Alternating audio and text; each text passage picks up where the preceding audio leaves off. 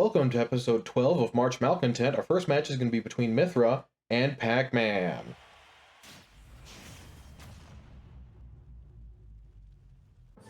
As a reminder, or I guess for your information in case you're new, whoever loses this match doesn't make it into the tournament. If you win the match, you have good odds of making it into the tournament. That will be a final, I guess it would be a final elimination round. We'll be doing that after the match after the one after this one. So if you're not keeping track, we have this match we're going to complete. We have one more match, and then that will be the end of this round of eliminations. And then there will be one final round to determine who actually makes it into the tournament. And then we will finally know who's going to be competing. And then I get to start making all the bracket forms and whatnot, which is going to be a little bit of paperwork on my end, but you guys aren't going to have to deal with it. Already, I'm pretty sure that statistically most of the people who watch this video, well, aside from the 6 people a day who watch the video for approximately 18 seconds, that most of the people watching don't seem entirely aware on the whole tournament side of things, which is fine. You don't have to. You can just watch it anyway. Especially if you're watching this at any point in the future, then sorry, due to the passage of time, it's too late for this year. But I guess I should mention, for anyone who's curious, basically every year I let people submit brackets, and if you can predict better than anyone else who wins, you get little prizes. They're not particularly expensive, and if anyone who's watching this is interested, there's always the attached, it's a Facebook group, because that's how long we've been doing it. We started when Facebook was the way to do this sort of thing. Also, some of the people who make a bracket aren't, precisely gamers, which is why we're not doing it on Discord. Because if you are not a gamer, then Discord just really isn't your thing, as it turns out.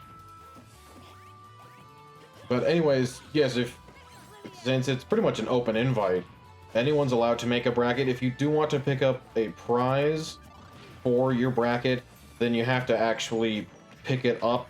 I don't just throw out my address online, so in general you kind of have to know me or know someone who knows me who can pick up the prize for you.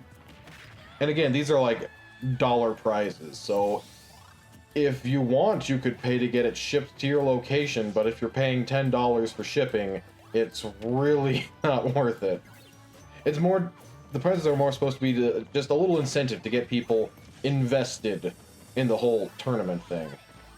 Because otherwise you could just watch and move on with your life. But if you've made a bracket and there's a small ceramic house or a napkin holder or something on the line, then you actually have a reason to want to, follow through on the whole thing. Also, it's fun. Which I guess that was the first reason, but it's the second one I explained, even though I should have done it first. It's a lot easier to describe. Alright, looks like Pac-Man's still just clinging on to his first life. Mythra did switch to Pyro, which will give her an easier time killing Pac-Man. Okay, she did actually grab the ledge there. You have to worry with the amiibo. Pyro is not going to be able to make that. Mythra actually is able to, so that was a really good swap on Mythra's part. Pac-Man just loving this fire hydrant, even though he's almost gotten a couple thrown at him. I mean, I guess they have been thrown near him, but unless I'm miscounting, I don't think any really connected. Switching back to Mythra, a little unfortunate just because I guess if you want Pac-Man to win, then it's very fortunate, because Mythra's going to have a harder time killing than Pyro will. Kind of the dynamic of the two characters. That one's quick, fast, agile, and good at getting a lot of hits in, and then the other one is good for securing kills.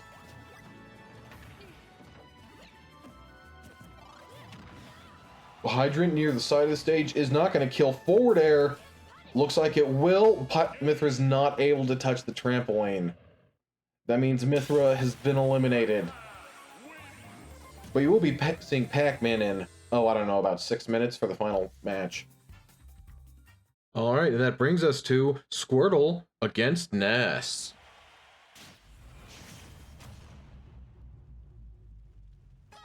Two amiibo that have normally done just pretty well. They just seem to be really struggling this year in particular. I guess part of it goes into just really rough matchups. But then part of it also just goes into this is a slightly random thing when you think about it. You can win a whole bunch one year and then just not the next. We do have a loser's bracket, which kind of helps to normalize a lot of the most extreme cases of randomness, but even then it's not perfect. Deep change to Charizard off stage, able to make it back. Interestingly enough, when Ness was charging his yo-yo there, the forward smash is supposed to... the up smash is supposed to put the yo-yo in front of Ness as he's charging, but because of the staircase, it actually was just, like, very ever so slightly behind him. Which, I guess you'd think could be an incredibly useful tech to use on, you know, very specific situations when you're on that particular staircase. But if you ever need the yo-yo to start out behind Ness, you can just use down smash. It is a different smash attack, of course, so it works a little differently. But if all you care about is the hitbox of the pre-charging of the move, then you have the smash attack for each direction, I suppose. Back throw near the ledge, that's going to kill Charizard. Now that I think about it, the slope on this stage is probably the most aggressive slope you can see outside of a custom stage, of course, that you can actually walk on. Normally the slopes are a lot more, well, flat-ish, whereas this one's basically a 45-degree angle. I guess technically it is stairs, which, first of all, explains the angle of them, and also why it's so sharp yet you can still walk on it. But yeah, in general, you get a lot more level playing field. Actually, you know what? I think there's a particular leaf on Hannonbow that might be even steeper. But you usually don't get too many shenanigans on that stage, even though the stage is kind of full of shenanigan situations. Ness not able to grab the ledge, but he did kill Squirtle off of his recovery. So overall, a net positive. But anyway, so there might be one more aggressive slope, and even then it's not even consistent. Most of the jank comes from the fact that the leaf rotates every time you hit it, so you can't get into certain slope shenanigans. Oh, and I also just realized that on the Yoshi's Island stage, the one from Melee, there is a 45-degree corner off the side of the screen on that one as well. But again, weirdly, because that one's a walk-off, usually you don't mess around on it unless you're anticipating the jank. Squirtle seemed to have gotten a wall hang there, which is pretty impressive because that's one of the shortest walls in the game. Again, outside of custom stages, and it looks like that hit was actually lethal.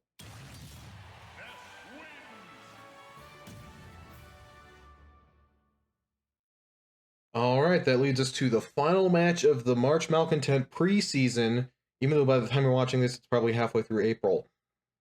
We've got Pokemon Trainer against Jigglypuff, against Dark Pit, against Mr. Game & Watch, against Pac-Man, against Ness.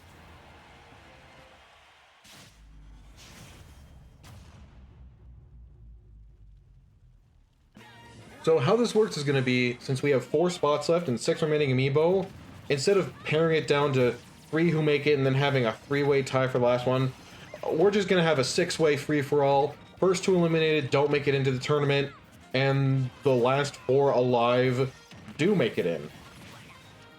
So it does kind of mean that halfway through this match we're going to know who's already through the tournament anyway, unless I suppose if there's some sort of photo finish, which is possible. It actually is even more likely than you'd think, because the Smash Bros. Game engine, or the game systems, seem to round... Oh, nice rest from Jigglypuff, even though she missed the first one. The Smash Bros. Tends to round off to the nearest second when calculating placings, which is a problem in a free-for-all if you're trying to figure out who specifically died first when it's a close call between 2 players. In normal casual mode, it really doesn't have any bad implications. It just means that someone is like, oh, I got 3rd as well, haha, that's cool. It's not like anyone's feelings get hurt. But it does mean that even if sometimes you can actually visibly tell when a character dies just a little bit before the other character, mostly due to the off-screen explosion that results. But on the results screen, the best you'll have is that both characters were eliminated at the same time. So it's unfortunate in this very specific circumstance, but it's really not that big of a problem, I guess. We don't have like millions of dollars of money on the line. If we did, we'd probably do like the rotating Swiss system, which seems to be the most fair for a large entry pool. However, it is way more matches. And since all of this is done by Amiibo, we can't, for example, ask the participants who won each match. We are throttled by, we have to actually see them, and since we do have, you know, prize incentives on the line, I imagine people are at least interested in seeing how the actual matches go. If they weren't, then I could just tell people what they won and what they didn't, but that doesn't really seem too much fun. Which is kind of one of the basis of Smash Brothers in general, is that pretty much every decision you see in the game, at least when Sakurai seems to be in full in charge, always is made in the name of what's the most fun. And it works. The game is probably the only wide-scale commercial successful fighting game you'll see. Other than that, there's like maybe 10 fighting games most people have possibly heard of. Like Street Fighter, Mortal Kombat, Tekken, a couple of those games that people know of, even if most people who know of it haven't particularly played them.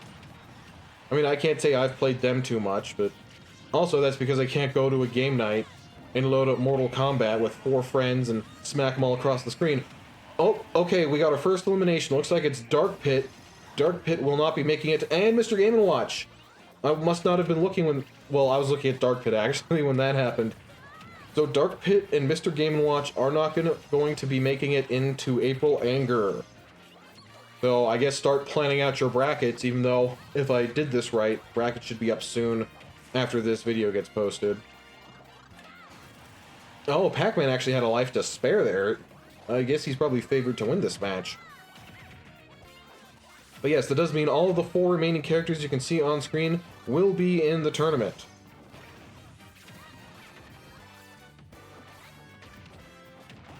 And I guess that means we're finally out of items of business that I need to cover, you know, until the tournament starts. The commentary for the tournament is always going to be a little different from the preseason. Preseason is just a little bit more casual, where I like to explain stuff in case anyone is watching it, trying to get valuable intel before making their brackets. The actual tournament gameplay commentary is going to be a little bit more kind of what you'd see at an average tournament, trying to build hype without trying to sound too particularly biased towards any of the contestants. Which I do try to avoid too much of in the preseason, but part of me just always intrinsically wants to root for the underdog, you know? It's also actually especially important to be impartial, because since I'm the one person who gets to see everyone's brackets, like, I don't want to show favoritism towards a particular person. Though I will say, in this match in particular, I am slightly relieved that Mr. Game & Watch didn't make it into the tournament, specifically because he has the longest name out of any character in the entire game. So whenever he's in, I always need to scale pretty much everything, the character limit and whatnot, around his name. Which I guess I will anyway, but it'll just make the names look a little bit less cramped. Which, now that I think about it, I guess a lot of you probably wouldn't care. Ness should have air dodged to the ledge there. Instead, he went for the up special recovery. I mean, he is a former tournament winner, so I can only trash talk him so much, but the air dodge there would have been a lot safer, especially because if you get hit out of it, you can still use your up special recovery. Whereas if something goes wrong with his up special recovery, and it doesn't put him equally close to the stage, then he's probably just gonna die. But in the end, he was able to secure the kill. Ness winning this match doesn't mean squat, aside from it guarantees he's making it into the tournament. And yeah, that's all for this episode, so it's a little shorter. but that's just how the math worked out this time. So be sure to watch all the, well, a whole bunch is going to be happening real fast now. So watch out for all of that. Brackets will be due. After brackets are due, then we're going to start actually posting the tournament footage. And we're a little bit behind this year because we're a little bit behind every year, because of course we are. So I'm going to take every measure I can to make sure that everything gets released on an appropriate schedule. Hopefully we're not going to have to leak too much into May again. Until then, though, bye.